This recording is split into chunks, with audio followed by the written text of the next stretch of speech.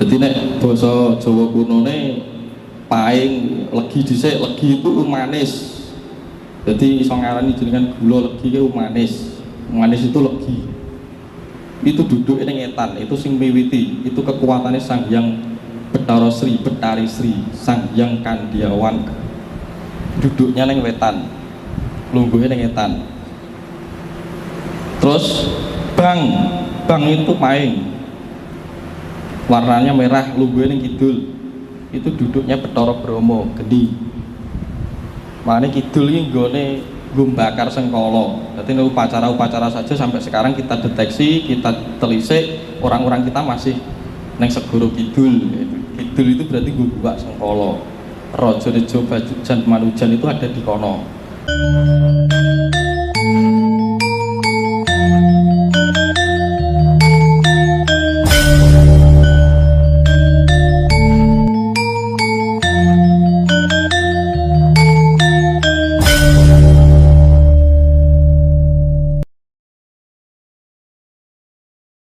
Dan nanti di Jawa Pertengahan ini ada upacara kalau hari lahir itu dipengeti dengan namanya otonan atau wetonan, atau sekarang diakulturasi menjadi brokohan.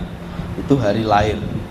Karena leluhur mempercayai di hari lahir itulah seluruh catatan tentang dirimu itu diejawantahkan dan direkam oleh alam semesta. Makanya weton paing, pon wage kliwon. Paing itu artinya duduk jenar. Jenar itu artinya kuning, paing itu bang, duduknya di kidul. Nah, kuning itu jenar, itu duduknya pon. Nah, wage itu cemengan atau palguna, itu lor, itu golek sandang pangan papan, itu warnanya hitam. Terus kasih itu tengah, iwon. Nah, itu semua pasaran yang ada di situ itu adalah medan energi. Maka dilambangkan sebagai rupa.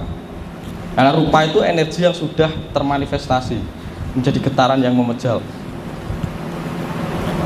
Dadi rakit menjadi dino pitu pekenan gangsal kok. Kenapa kok disebut pasaran atau pekanan? Ada yang ngerti tidak tuh kira-kira? Nyapa kok disebut pasaran? Pasaran apa? Ngerti tidak kira-kira? Karena orang Jawa itu menyebut dinone wong Jawa itu ada 3 varian. Ya, yang ditemukan 3 varian. Jadi ada hari Satwara, Saptawara, Pancawara. Nah, Satwara itu dino 6. Kita itu dulu hitungannya menggunakan hari 6. Tungle, Warukung, Aryang, Paningron, Wasmawulu. Itu hari kita yang pertama. Itu hari kuno. Okay. Hari Saptawaranya itu dimulai dari dari itu Raditya, Somo, Anggara Kasih itu Selasa Kliwon. Ada yang masih ngerti Anggara Kasih, bisa nyebut Anggara Kasih sejarahnya dari mana, ngerti gitu? Nah, kita berkiblatnya saat ini yang paling gampang itu Aji Saka, jarene kan gitu. Lah Aji Saka iso apa? Terus di Google tuhon menjadi sosok mitologi atau sosok sejarah itu sebenarnya. Nanti Anggara gitu ya. Terus bar Anggara ini nanti kita masuk ning hari berikutnya itu ono Raditya, Somo, Anggara, Buddha. Nggih, Respati, Sukra, Tumpak atau Saniscara itu Sabtu. Itu hari Jawa kuno. Sampai nganggo hukuman itu. Wis dicatat, nggih, monggo. Nah, pasaran atau hari pasaran atau Pancawara tadi, ya sing sampeyan nggo sing dianggep pon wage kliwon itu tadi. Dadi nek basa Jawa kunone paing legi dhisik, legi itu manis. Jadi iso ngarani jenengan gula legi itu manis. Manis itu legi. Itu duduk ning etan, itu sing miwiti, itu kekuatannya Sang Hyang Bathara Sri, Betari Sri, Sang Hyang Kandiawan. Duduknya ning wetan. Lungguhe ning etan. Terus bang itu paing. Warnanya merah, lungguhe ning kidul. Itu duduknya Bathara Brahma, geni. Makanya kidul ini nggone bakar sengkala. Jadi upacara-upacara saja sampai sekarang kita deteksi, kita telisik, orang-orang kita masih neng segoro kidul. Kidul itu berarti gubak sengkala. Raja Rejo Bajujan Manujan itu ada di kono. Itu dilambangkan Betara Durga, jadi diluat ngidul. Asistennya Betara Bromo kuwi. Makanya Kasetra Gondomaya itu kidul. Oh, ada yang nyatet wes dicatati. Terus pon itu Jenar ing kulon barat.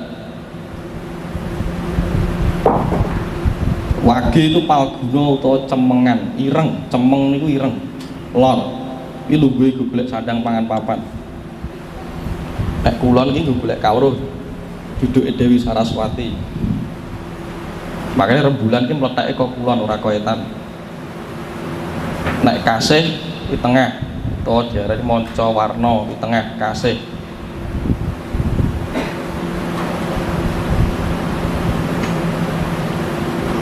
Berarti sebelum ini kita akan, kenapa kita harus bahas ritual, karena berkaitan dengan ini. Ini adalah kodifikasi energi. Karo wong jaman biyen dihitung dino. Hitungan yang paling gampang itu dino 7 karo 5 sing dijupuk. Kalau yang satwara itu sekarang sudah tidak dipakai. Itu hitungannya lebih jelimet. Aku daerah patek mudeng itu ya. Karena matematikanya kudu tingkat tinggi. Kalau yang dino 7 karo 5 itu nek dipengke temune 35, jadi 8 dino. 8 dino itu 35 hari. Ini dipengke saka dino 7 karo 5. Lah nggo nemokne taune wong Jawa, tahun dimulai saka tahun Jimawa, Jimakir itu ya, itu dijukuk saka windu sanca. Itu windu itu berarti dino 8 dino itu ditambah 5 karo 3 ki 8. Ku dununge per 8 tahun satu windu. Terus kok nek arep belajar dino diterusno iki duduk bape. Saya cuma ngasih tahu kira-kira begitu. Nah, menurut saya kudune gitu ya. Kudune ilmu tentang perhitungan dino itu kitab yang benar-benar tertulis. Mungkin nek agama-agama itu merujuk bahwa dia mengambil suatu bab untuk merumuskan, untuk meliteraturkan sebuah laku. Karena agama ada kitab, ada dalil, ada hadis. Nek wong Jawa njupuke sebenarnya saka perhitungan dino. Karena itu lebih nyoto, dihitung. Jadi kalau goleki ayate ning dino. Makanya ada dino tiba ringkel, nanti atau dijupuk tumpak landep, tumpak manis, itu juga hitungan. Kita mempunyai hari Valentine kita sendiri, itu 1 legi. Jadi nanti digemakan dalam budaya hari Sabtu Legi atau Sanis Coro Manis atau tumpak manis, itu hari kasih sayang bagi orang Jawa. Kita punya, kembangkan itu dalam budaya. Enek ritual kirap atau apa gitu. Kira-kira itu ya. Dan nanti dengan kodifikasi energi ini, lah nyapa kok diarani pekenan atau pasar? Karena zaman dulu orang-orang kita itu ketika ritual itu awalnya sebenarnya perhitungan dino itu digunakan untuk menep atau manembah. Nah, ketika dulu di desa itu dihitung dino itu. Misalnya duduk iki dijupuk saka pasaran Kliwon, Anda itu berada di panceri desa manembah, karena Kliwon itu duduknya di tengah. Dan kok nek paing ning kidul, nek pon ning kulon, wage lor kan gitu. Dan kok iki dijukuk saka hitungane dino, tapi biasanya dijukuk saka kekuatan yang 5. 5 itu aspek memberi kekuatan dari diambil dari sedulur papat 5 pancer. Itu lahirnya perhitungan dino 5. Itu konsep manembah. Lah saka manembah iki mau era zaman semakin berkembang, peradaban berikutnya di abad-abad mulai 15 sampai ke sini, kuwi didadekne pasaran. Kenapa kok disebut pasar? Mergo mbahe zaman biyen itu mengalami goncangan dahsyat, mengalami krisis. Akhirnya paling gampang disadur karena kakawinnya sudah sulit diterjemahkan. Nah, menurut saya hitungan-hitungan itu akhirnya diarani pasar mergo dienggo ning pasar. Jadi yang gua sengkolo ki yo ning pasar, gua santet yo ning pasar, golek hitungan pangan ini ning pasar. Akhirnya dihitung. Seperti mbah saya dulu Arab jual apa ya, getuk, gedang itu dia harus ngitung dino. Arahnya ning ndi, madhepe ning ndi, itu penting sekali. Nah, akhirnya dari situ disebut pasaran atau pekenan. Mergo hal-hal itu banyak beredar di pasar. Padahal awalnya konsep dino itu adalah konsep untuk madhep atau jumeneng atau manembah. Turing ke sejarah ngoten nggih. Ya memang yang kita pakai tahunnya soko sing paling tidak, karena haji soko yang digunakan itu 70 selisih 78 tahun dengan Masehi. Haji soko ini seorang empu yang datang dari Hindia. Nah mungkin untuk menelisik hitungan yang lebih kuno Anda harus ngerti Satwara itu lebih kuno lagi. Karena nyatanya kita sudah memang akulturasi semenjak abad 5 saja sudah ada ke sini. Itu di kerajaan Kutai Kartanegara saya sudah terpengaruh oleh ajaran Hindu Hindia. Yang memang kita juga perlu mengakui perpustakaan dan penulis yang masih komplit melengkapi naskah-naskah itu Hindia. Misalnya kita diperbandingkan sebenarnya aslinya ajaran ngilmu kawruh ini dari mana? Wong Jawa apa wong India? Kan ngoten to. Nek sekarang kita menelusuri objektif, memang nyatanya perpustakaan India lebih komplit. Tapi nek menelusur dari jejak geografis, Nusantara memiliki jejak-jejaknya. Karena gunung-gunung yang berada di dalam kitab-kitab itu ada di wujudnya juga ada. Seperti Lawu itu kan Mahendra Puraloka misalnya gitu ya. Nah itu ada Pringgondani, ada Maespati di tempat saya kan ada. Nah jejak-jejak inilah yang harus kita gali. Atau saya merumuskan bahwa dulu kepulauan atau geografis itu nyambung antara Bengal, Hindia, Mesopotamia, sebagian wilayah daratan Cina Selatan sampai teko Kalimantan, karena ada naskah Wong Kanung itu kan Wong Cina yang masuk sini melalui daratan Kalimantan itu. Dan itu pecah. Nyatanya Wong Dayak itu kulit-kulitnya kan mirip Cina ya kan, kupengnya do. Nah itu memang sudah terjadi akulturasi tidak hanya lintas antropologi tapi antropomorfisnya juga. Jadi DNA, genealoginya sudah campur. Nah pencampuran budaya itu juga pencampuran memori. Jenengan menikah sama bule itu akan terjadi pencampuran DNA. Nah di dalam DNA itu akan mengurai sebuah tulisan untuk membentuk sebuah antropologi atau budaya. Jadi nek ngomong soal Jawa saya rasa jangan saklek, karena Jawa itu way of life. Jawa itu bisa memasak apapun saja asalkan sinergis dengan kepentingan berketuhanan yang Maha Esa, berperi kemanusiaan dan selaras dengan alam. Asal tiga ini tidak dilanggar, ya wis tak anggap Jawa.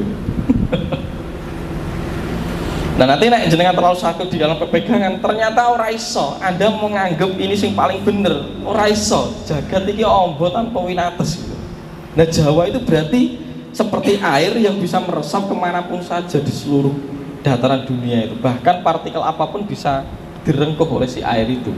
Dan bagi orang Jawa air itu sendiri ada dua, makanya kenapa ritual-ritual itu menggunakan tirta atau air, karena air itu sebenarnya unsur ketuhanan itu sendiri.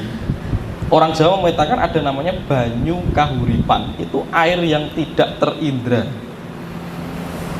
itu sifatnya angkoso atau lanang, bopo angkoso.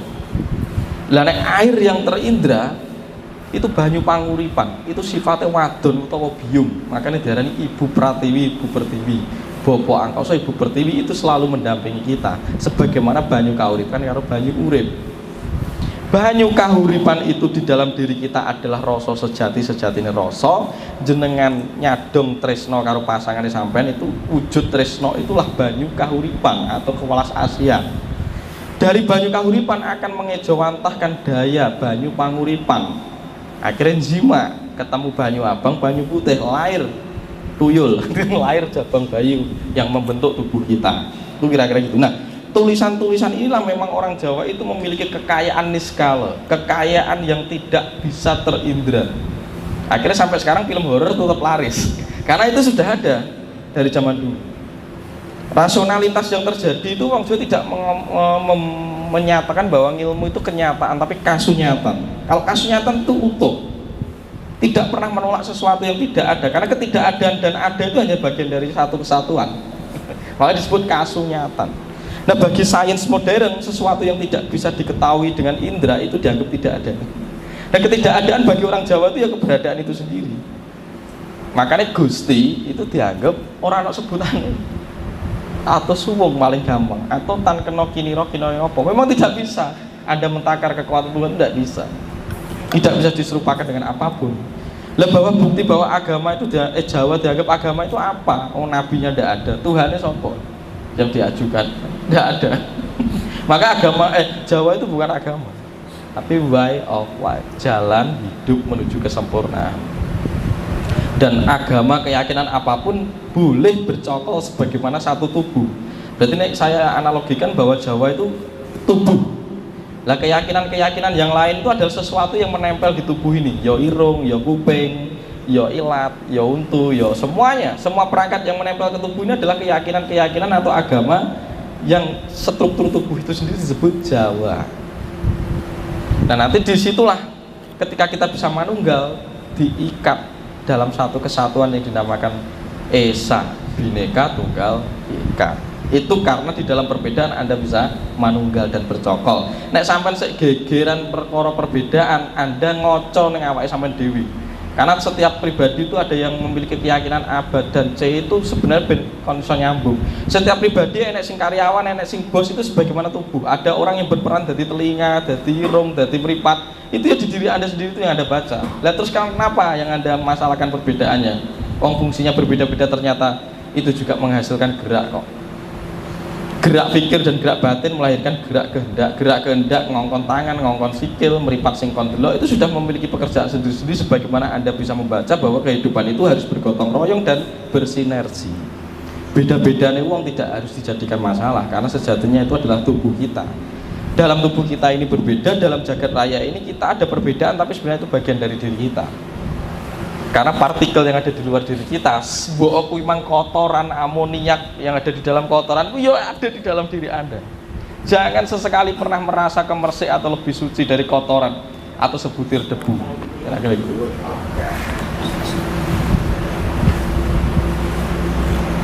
Terus ini ada yang tadi pertengahan itu ternyata ritual tadi ada otonan, terus setelah otonan itu menginjak akil balik itu diupacarai. Kemarin saya ikuti namanya pangkur atau pamandes. Pangkur atau pamandes itu di dalamnya juga ada supnya, namanya kalau sing perempuan itu diambil cairan darah haid pertama, ditutup, disimpan. Nggih, nanti sing wit lanang supit dan pangkur. Supit itu disunat, pangkur itu untune digesek, siung, karena kita tuh memiliki karakter Batara Durga di dalam diri kita. Maka digambarkan Kalakirti murka, kalau di candi itu matanya melorok, siungnya dawa, itu adalah representasi dari sifat angkara murka yang benihnya ada di dalam diri kita, yang terjadi karena kekacauan pikiran, trauma batin, dan daya nafsu yang tidak terkendalikan. Makanya dipangkur untune. Itu ada di laut Jawa kita. Nah setelah sudah mengalami pangkur ini, terus mengembang lagi, terus gede, namanya pawintenan. Nah pawintenan itu berikrar tentang siapa diri Anda, bertalian dengan profesi, okay, pekerjaan dan lain sebagainya. Itu namanya pawinten. Jenengan ngomong aku dukun misalnya, atau aku ki anggota dewan, tidak bisa Anda mengakui seperti itu. Itu harus diwinten. Nek arep nyalon anggota dewan diwinten. Setelah diwinten kok terjadi ketidakseimbangan, Anda malah loro, malah 40 hari setelah itu Anda malah sakit, malah mengalami goncangan dahsyat, berarti gue didukui. Alam tidak merestui, itu bukan kamu. Jadi kita harus mencocokkan dengan alam, itu namanya pawinten. Jadi kalau di Bali mungkin masih dikembangkan, tapi frasa penggunaan atau fungsinya gimana mungkin tetap ada perbedaan-perbedaan tertentu karena perkembangan semakin maju. Nah setelah diminten itu kita akhirnya tahu. Jadi Anda mengajukan, aku ki rumongsoku kok senengku iki to bakatku, misal gitu ya. Aku bakat kecenderunganku di sini toh. Ini termasuk tracking paslet tapi menggunakan teknik upacara. Jadi ketika namanya kalau di Lawu itu ajali kauri. Ketika diajali kauri itu seperti diwinten, disumpah. Kamu ikrar di dalam tulisan. Kowe ngopo? Aku kok ketoke guru. Ya sudah, ajukan winten asalkan kamu sudah madhep. Nanti setelah diwinten terjadi, kita lihat struktur tubuhmu berubah enggak, mengikuti ritme ketika kamu ajukan enggak. Kalau semesta itu tidak mengajukan berarti dudukui gue, ganti profesi, golek meneh. Itu taraf untuk membantu mencari jati diri. Jadi kok ben gak oyok-oyokan pekerjaan dan persaingan kerja itu.